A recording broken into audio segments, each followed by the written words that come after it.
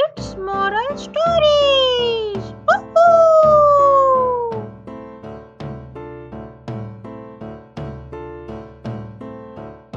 बच्चों के चेहरों पर मुस्कान का रंग बिखरा था जब गांव के मेले में बच्चे खुले आसमान में उड़ते रंगीन बैलूनों के साथ खेते खेल रहे थे।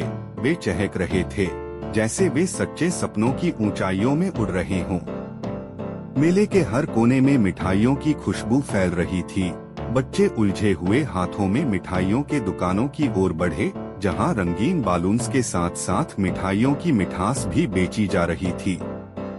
गोलगप्पे, जलेबी, सोनपपड़ी और गुलाब जामुन की बौछार से बच्चे खुद को नहीं रोक पा रहे थे। हर बच्चे के हाथ में बालून और मुंह में मिठाइयाँ, वे आनंद से भरे हुए थे।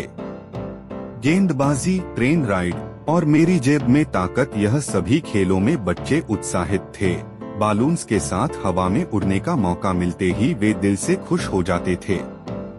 मेला ने बच्चों को एक नए और रंगीन दुनिया का एहसास कराया। वे न तो कार्टून देख रहे थे, न ही वीडियो गेम्स में खोए थे, बल्कि वे असली दुनिया में मेले की मिठास और खुशी का आनंद ले रहे थे।